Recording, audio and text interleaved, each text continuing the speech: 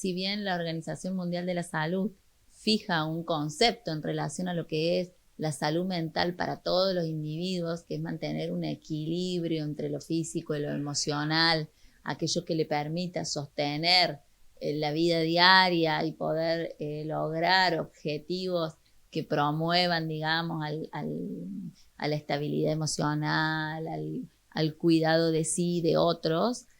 Es un concepto que para mi gusto es muy amplio, que uno puede, si bien establecer lo que es salud mental en general, nosotros tenemos una orientación desde el psicoanálisis en donde cuestionamos un poco los conceptos generalizados, porque hoy sabemos que salud mental, si bien es necesario hablar de eso, cada individuo tiene sus particularidades y todos los sujetos tenemos algo en cuanto hacia el sufrimiento. El tema es cómo nombra cada uno aquel sufrimiento y cómo hace con eso. Justamente, a mí me parece que la incorporación en la temática de la salud mental es para que se hable de que todos sufrimos los sujetos distintos tipos de síntomas y cómo podemos eso no estigmatizarlo. Porque salud mental en general, que todos los sujetos sean sanos mentalmente, es algo totalmente mito, no existe, digamos, que haya salud mental.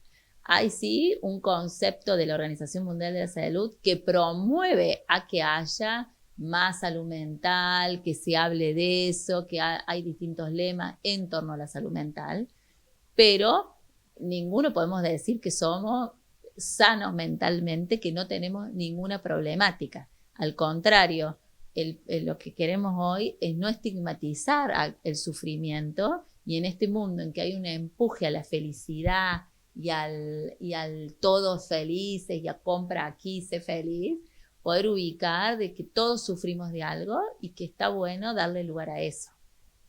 Bien, ¿cree que luego de la pandemia toma otra connotación el término salud mental? Eso está bueno, es una buena pregunta porque sabemos que luego de la pandemia empezó a hablarse de las problemáticas. Todos empezaron, cada uno empezó a decir de lo que vivía, de lo que sufría en el encierro, de qué producía cada uno la situación del COVID, a unos miedo, a otros situaciones de aislamiento. A algunos les vino bien porque como no les gusta el lazo social, les produjo un bienestar el mismo aislamiento. A los niños dificultades en algunos en el aprendizaje. Se empezó a nombrar, pero tuvo que venir algo como una pandemia, digamos, a que puede ubicar que un sujeto puede sufrir más allá de situaciones de acontecimientos tan traumáticos. Que hay sufrimiento, digamos, ya lo decía Freud, la neurosis no se previene, no hay prevención para el sufrimiento, todos sufrimos de algo. Sí hay grados, quizás, uno puede haber distintas estructuras en la psiquis en donde hay grados de sufrimiento ante eso, pero la pandemia vino a ubicar, a alojar que hay síntomas y que hoy todavía vamos a estar hablando de los efectos post pandemia, ¿no? En las escuelas ya las maestras notan en los chicos distintas dificultades.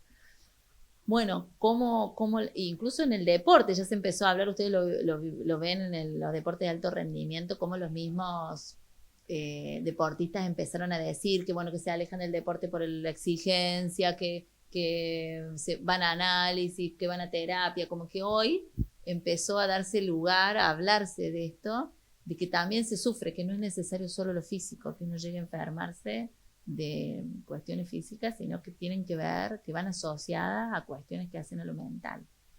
¿Cuáles son las patologías o, si se quiere, sufrimientos más comunes relativos a la salud mental que se ven en el consultorio en esta época? Bueno, los psicólogos, creo que eso conversamos el otro día con el Colegio de Psicólogos, de que hemos tenido una incidencia de demanda altísima este año. Siempre se produce en estos meses más demanda de los últimos, a partir de septiembre, pero este año, en los efectos de la post-pandemia, ha habido una incidencia en las consultas por los síntomas de angustia que empezó a presentar tanto los niños como los adultos. El mayor sufrimiento que estamos escuchando, que produjo post-pandemia hoy, son dificultades en las relaciones de pareja, se encontraron con las parejas, empezaron a preguntarse qué de la relación con el amor en estas situaciones ¿por qué produce la pandemia esta exacerbación quizás de consulta y de pregunta? Porque enfrentan a la muerte, a lo más incierto del ser humano, que es posible morir y cómo vivo. Si es posible que uno pueda morir, que se enferme, ¿cómo estoy viviendo? Y ese replanteamiento empezó a generar más demanda, es mi hipótesis, digamos. Y en los niños, mucho sufrimiento en cuanto a la cuestión del cuerpo y las dificultades en el juego, en el estar con otro, de repente se vieron con que los padres se transformaron en docentes, que es lo peor para un niño, y que ellos se vieron en una cuestión de encierro sin cuestiones de juego, donde pueden sublimar sus pulsiones, donde pueden estar con otros, todo en relación a las cuestiones del hogar. Ni hablar en los jóvenes, en donde la independencia, la búsqueda de la identidad, todo eso se vio acotado hoy y ahora vuelve a producirse, digamos, después de mucho tiempo. Y notamos un montón de cuestiones exacerbadas en los jóvenes en donde como esto de la agresividad, que es una de las cuestiones de la falta de límites que ellos mismos que logran, o sea, no hay una autorregulación en eso, y que la familia, muchos dicen, bueno, no puedo salir tanto tiempo, ahora que salga, bueno, ¿cómo? Todo el tiempo está la negociación. Y en los jóvenes se escucha una alta demanda de sufrimiento en cuanto a esta búsqueda de identidad que la pandemia produjo aún más preguntas. Hoy produce mucha desorientación. Hay mucha desorientación en el porvenir, en lo que ya vienen los jóvenes, pero exacerbado post pandemia, digamos.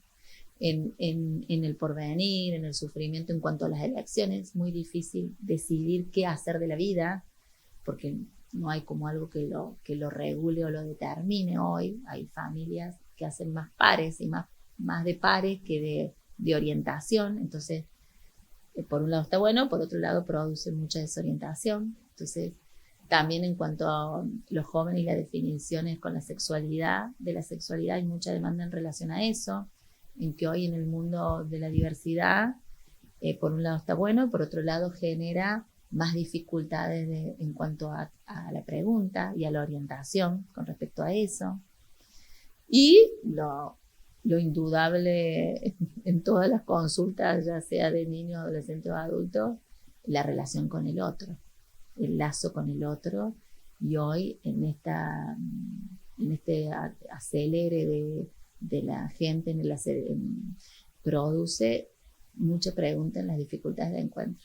El bullying, todo eso es síntoma de que hay algo en el lazo que está siendo difícil para el encuentro.